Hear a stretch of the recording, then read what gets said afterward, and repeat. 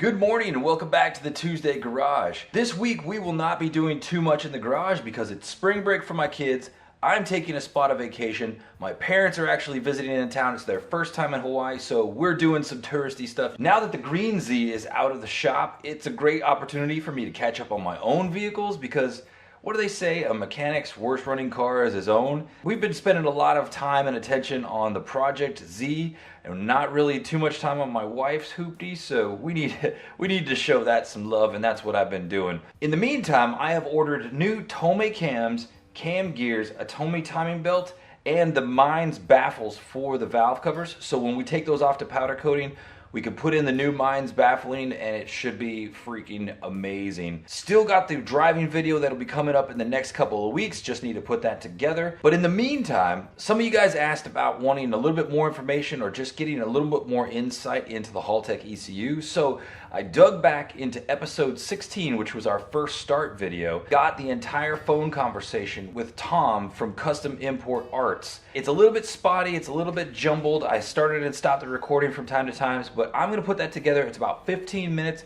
just kind of going through a little bit more of the niche pieces so you can kind of get a little bit idea of things you could tweak and control in the management of the engine. And today we have our giveaway for our Z nose emblem and the Z32 JDM side markers. I'm gonna get all the names ready together for the drawing while you guys are watching this other footage. At the end, we will draw that lucky winner. If you don't wanna watch all that footage, I will put a timestamp in the description so you can skip to the end and the announcement video. But I hope you enjoy these pieces of parts and we'll be right back to announce the winner. New map is loading up. Let's get Tom on the phone for the initial start, man. Hey, what's up, mate? Hey, dude, what's going on? Give me 2 seconds to get my over. Give me 2 seconds. Yep. So, how are things progressing? So I went ahead and so I've already primed the engine with oil. Everything's good to go. The levels look good to go. I am connected. I got the new map uploaded, and I got you on the phone to try and start it for the first time, dude. Can you put me on TeamViewer? I could try and set that up. So with TeamViewer, Tom from Custom Import Arts is actually remoted into my machine right now and can look at the ECU in my car all the way from Europe, man. This is freaking technology at its finest. Yeah, the file is uploaded, man. It's good. Fantastic. So what does that mean, man? We ready to try and start it, or? Yeah, I need to check some stuff. I'm so nervous, dude. Yeah, you are. I think I'll be fine. You know, it's just like all that time and resources and energy and money that have gone into this project thus far, and there's 2 moments, man. 2 moments. It's like 3 moments. Getting the engine in, starting the engine, and then pulling away and driving for the first time, you know? For some reason, something is protecting me from activating some stuff. Can you click on the data manager there below where your mouse is?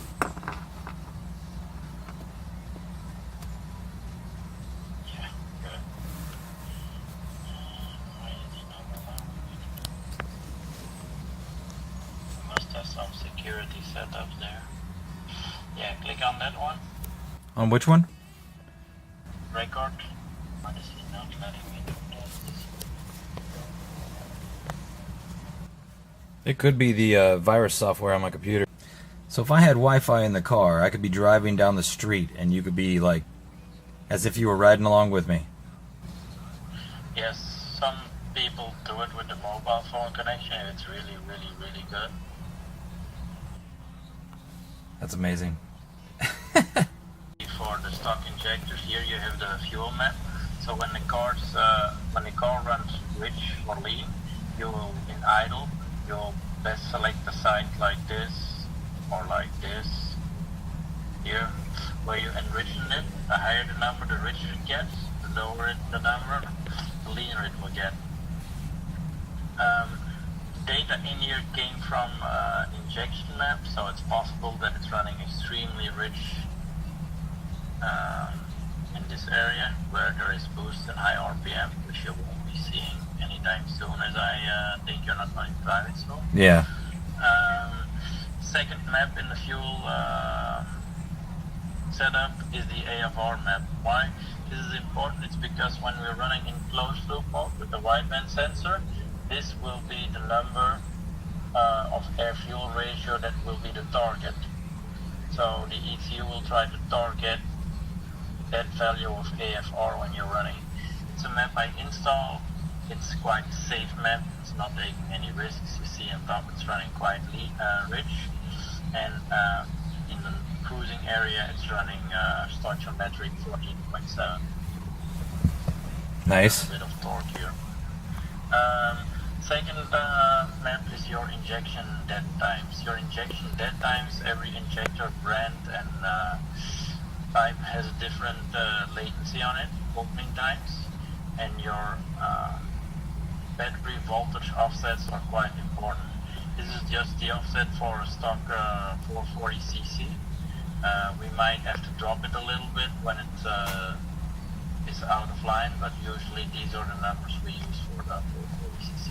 Is that little that little circle that was showing up? Is that that's where I am right now? The little blue circle, that's actually where you are. So you're running a little bit under 12 volts at the battery at this moment. Yeah. Been sitting here for a little while. Yeah. So fourth one is the volume of the injectors. Since you're running stock injectors, you're running the benzo 440cc's. Inject firing angle. That's the fuel injection angle with the ignition, but this one is actually I always set that a little bit later, so the car doesn't fume that much when you throttle it. Coolant temperature sensor. This is prime pulse time with the coolant temperature gauge. You will see crank injection times. This is when you're cranking the car, which the car is injecting a little extra fuel. Post-start enrichment. This is actually, like it says, post to start and then the enrichment on it, so to help it start up. Coolant temperature correction. This is an important one. When you start up the car and it's running cold, it will run a lot richer. Also because the engine is still cold, the intake plenum is still cold, and more fuel sticks to different areas that doesn't go in the engine. So we add a little bit more fuel. It's possible that it runs really rich in the beginning, so then we'll have to drop these values down as much as it needed to keep like when starting up until degrees Celsius 40 or 50, what is that, 100 degrees Fahrenheit or something? Yeah. So that would be around 13.2 AFR, but once you're reaching 60 degrees, you're looking at I'm guessing 40.7 already here, AFR or lambda 1, so which would mean we would be running at almost zero enrichment on the temperature to our original fuel map. This one.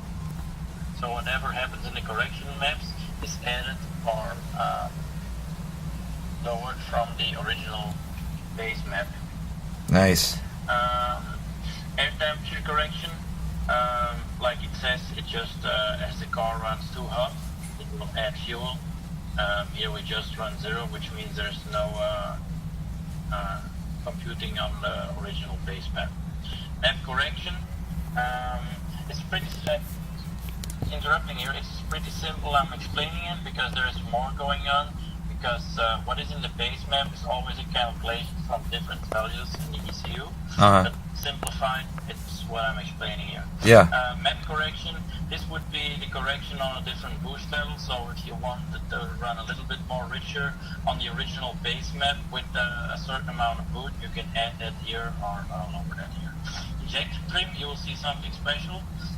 These are the 6 cylinders, and you're using the stock intake plenum. The stock intake plenum has a little bit of trouble in the 5th and the 6th cylinder.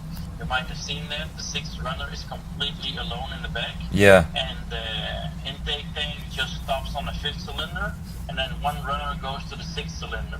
So due to the air flowing in bizarre ways in that area, we have some obstructions from the air, and the 5th cylinder and the 6th cylinder need more fuel. Oh, nice. So it runs lean there. So in this map we can control, and you will see that the 6th and the 5th cylinder are running minor adjustments to keep it running rich enough. Sweet. Overall trim, that would just be if you see that you're off on the main fuel tab and you think the whole map needs another 2%, you can just add 2% on the complete map. Give me 1 second to remind you to close the window here. There's a stop.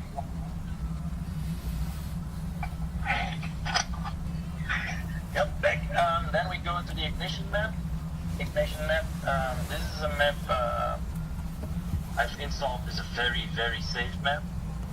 You will see that it's not aggressive in this area. Let me try and show you like that. No, that's not. Here you see I'm very safe in this area. So why save there? Detonation protection. With this map you will not be running any detonation soon if you're running up to 30 degrees intake air temperature. I tend to run all the way up to 40 degrees here, so you're pretty safe. And depending on the boost you're running and the air temperature and the fuel you're running, you can add up to 3-4 degrees of ignition here. Nice. But again, fuel and temperature are extremely important there.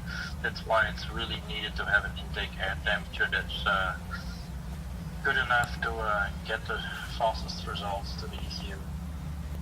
Attack rate, decay rate, dwell time, just all offsets on the ignition base. Apply, and you will see that it adds another one here. Simple as that. And you'll see it will take away more ignition there, so if you want more ignition out there, you just take away more fuel, more ignition in there. Air temp correction, same thing, handles the limits on the air temperature. So you set it up here. For example, at 30 you do a run again and you see, oh, at 30 I now have let's say 700 grams of boost and you're expecting 750. Well, then you would add here like say 5 or 6% extra. Then you do a run again. If it shows 800 grams of boost, you can lower it a little bit by 1 or 2% till you reach at these numbers exactly 800 or 900 grams of boost, or what you would be expecting from your weight gates. That would be your baseline. So when you want more boost, you add more duty. The more duty, the higher the boost levels will be. Why there's more boost here in the lower areas? Why? We want spool up. So we add more duty, so the 90% of the duty or the boost, so we can change it here: proportional gain, integral gain, differential gain, and loop delay. Change in throttle, your enrichment on the throttle, percentage ascent, acceleration, ignition adjustment, enrichment decay, acceleration, ignition decay, and your coolant temp. All concerning the change in throttle response. Idle control, which would be an important one for you, as you would be starting up the car. You have your target RPM. Haltech notes here 800. I tend to keep it to 900 RPMs to 1000 RPMs. I just love it when it grabs a little bit more. Why? More oil pressure when the car is hot, and the better the oil pressure. I think it's, I've never seen any issues of these 20 years, so I love it at 900. It's just tuner experience. Gotcha. Base duty, that's just a duty that the... This is an R33. Yeah, okay, it's a little bit better, but still the problem is there. Yeah. If you do want zero failure and do 8,500 RPM, I just really suggest you go to Tomei oil pump or I'm still running the non-turbo fuel pump, but it's not going to matter because we're not going to be pushing any boost or anything. No. Are you, what fuel is in the car now, and how long has it been in there? It's, I mean, it's the best fuel I can get, the highest octane I can get here. And, Okay. it's been in there since October. Oh, man. You want to use that? Yeah, it'll be fine, man. So, and I'm not using that one. Anyway. There is oil in the engine, is there? Yeah, I just put oil in and everything's good. I already primed it. Okay, I'm afraid. See? You said you're going to pray? No, it's like, that would be a good one too, though. How much oil pressure did you see? For whatever reason, my oil pressure gauge is pegged out.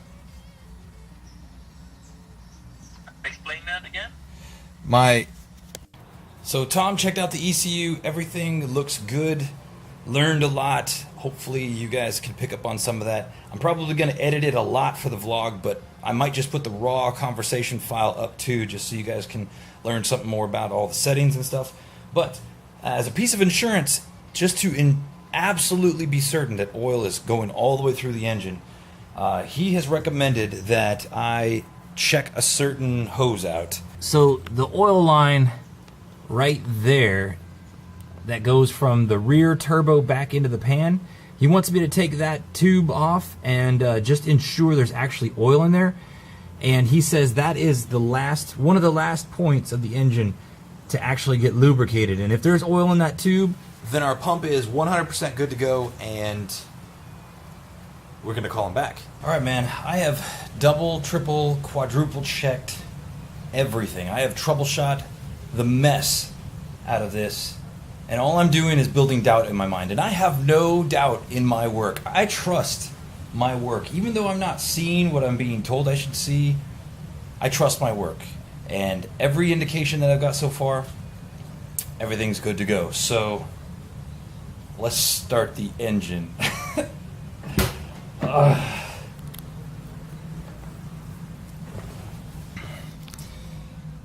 Okay, here we go. Neutral.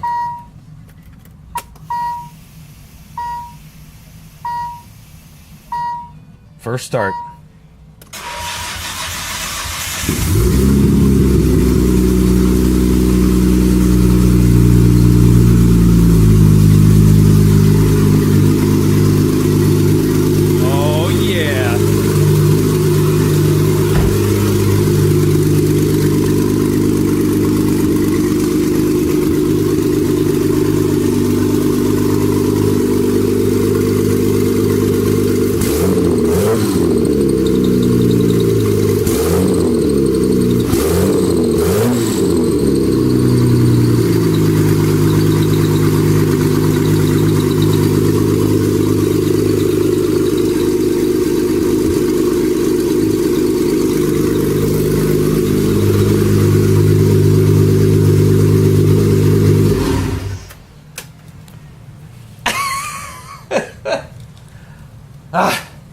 Alright, now let's do an inspection, make sure everything's okay. So I hope you enjoyed that. It definitely gives a lot more information on all the different settings. I know over time we've explored different settings here and there, made certain little tweaks, certain modifications, but that really kind of gives a detailed look through the computer from someone that really knows what they're talking about. Again, if you want more information, I really highly recommend you search out HP Academy. There's a 5-part video series that teaches you the basics of EFI tuning, and it's actually super, super informative. So I'm just sitting here in my studio, actually, about ready to pick the winner of the drawing. So without any further ado, all the names are in the system. Let's go ahead and do it. You can see I'm working on editing this video right now, looking at the last video for the names. What a face, guy. Anyway, and here we have all the names for the drawing. They've already been entered into the system. If you met the criteria of either leaving a comment with what you drive, what you're working on, or your social media, you were entered in, which was pretty much everybody. So, without any further ado, we will pick a random name, and the winner is CJDD, man, you are the winner. If we look through the comments, CJDD is the driver of a 91 2+2 JDM 300ZX TT. So that is awesome. You can check him out at SlickDrift93 on Instagram. Go ahead and give him a looky-loo and a like. All right, CJ, in order for me to get these goodies to you, this is what I need you to do, man. Go to my YouTube homepage, click over here on the About tab, and under the About tab, you see this icon for send a message. So go ahead and send me a message. And once I get your information, I will get these JDM goodies out to you, man. Thanks again to just all of you guys for tuning in to the TueZday Garage. Continue to make this a fun place to be, a fun project for me, and just a great way to share information and bring the community together. One thing that happened during this last video is a couple of you guys helped each other out, and somebody is buying a Z from somebody else, which is really cool. It's their first Z they've ever owned, and I couldn't be more ecstatic about being a place where that kind of collaboration happens. So awesome, and that's terrific. Until next time, guys, again, I'm wrapping up my vacation, but I am working on that driving video. We've got lots of cool parts coming in store for the Project RBZ, and we are just whittling down the time until we get our dyno tune done and really start enjoying this car in all its splendor. So until next time, guys, ciao a tutti and aloha. Bye bye.